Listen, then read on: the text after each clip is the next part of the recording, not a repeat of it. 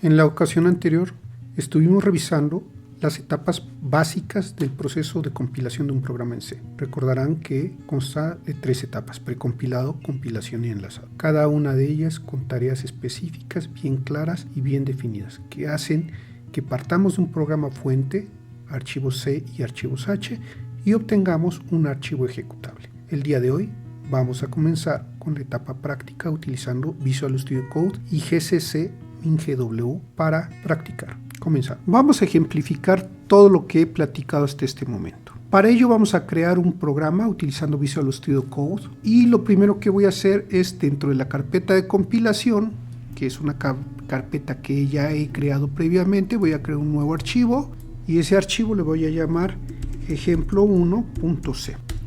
En este archivo que vamos a crear, vamos a escribir un programa muy sencillo que muestro a continuación.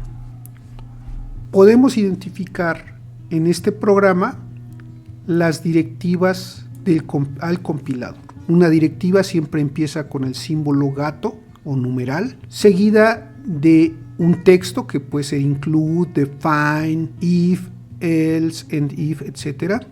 Y en este caso, un archivo que se llama stdio.h.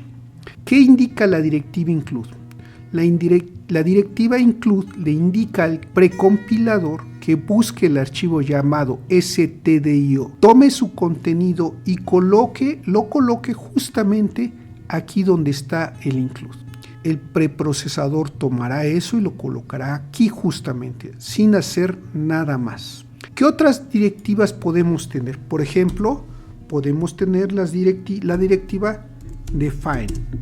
Por ejemplo, y la directiva define me va a permitir crear un símbolo, por ejemplo, un número, el símbolo un número, o una etiqueta llamada número, si quieren entenderlo así, que, por ejemplo, será sustituido por el valor 364. No es una variable, simplemente es la definición de que cuando el precompilador encuentre la palabra número, la sustituya por el valor 364. Y podríamos venir a nuestro programa y poner aquí número. En un momento más vamos a ver la consecuencia de haber hecho esto. Voy a salvar el programa y voy a abrir una ventana, y en esta ventana vamos a ver que lo único que tengo ahorita es el archivo ejemplo.c, que tiene una longitud de 247 caracteres. Voy a utilizar GCC para compilar y voy a hacerlo etapa por etapa, aunque es posible también pedirle que realice las 3 etapas en una sola operación. Veremos en un momento ese proceso, pero por el momento vamos a realizar la precompilación. El compilador GCC tiene varias opciones. Si yo doy GCC --help, lo que voy a ver es todas las opciones que tengo para ese compilador. Una de las opciones, que es la que me interesa en este momento, es la opción "-c", que dice que solamente realice el preprocesamiento del archivo y que no compile, ni ensamble, ni ligue, ni haga nada más. Voy a utilizar esa opción para trabajar por el momento con el archivo .c y vamos a ver cuál es la salida. Veamos. GCC -c, GCC -e, ejemplo 1.c, y le voy a decir que la salida del proceso de precompilación la coloque en un archivo que le voy a llamar tmp.c. Si hago esto, vean ustedes cómo aquí apareció un archivo que se llama tmp.c. A la hora que lo abro, observen que han aparecido líneas que yo no tenía en mi programa, pero que de algún lugar aparecieron. Todas estas líneas, si uno busca el archivo stdio, va a encontrar que muchas de estas líneas provienen de la interpretación de ese archivo. Pero observen que hasta el final viene mi código fuente. La diferencia entre este main y este main es que el símbolo número fue sustituido por un 364, resultado de este define. Cuando ya tengo el proceso de ya tengo mi archivo temporal, la segunda etapa era compilar mi archivo temporal. Y entonces para ello voy a poner gcc-c tmp.c.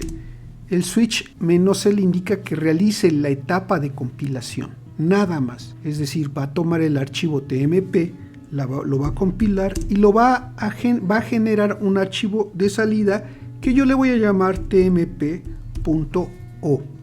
Ese archivo ya es un archivo binario que ya es la compilación propiamente de nuestro programa. Observen que apareció este archivo binario. Si yo lo abro, voy a ver que Visual Studio me indica que hay algo que no alcanza a entender. Claro, porque es binario. La siguiente etapa del proceso de compilación es el ligado. En esta etapa entonces vamos a transformar ese archivo tmpo en un archivo ejecutable. Para eso escribimos gcc-tmp.o y le estoy diciendo que lo transforme y genere un archivo ejecutable que le voy a llamar ejemplo1.exe. En este caso no necesitamos definirle ninguna biblioteca porque se utilizan las bibliotecas que ya están predefinidas por omisión y se va a realizar la tercera parte del proceso. La salida entonces del proceso de enlazado es ejemplo.exe, ejemplo1.exe. Voy a pedirle que se ejecute y voy a escribir ejemplo1.exe. Veamos, ejemplo1.exe. Me marca un error y me dice que no encontró ejemplo1.exe.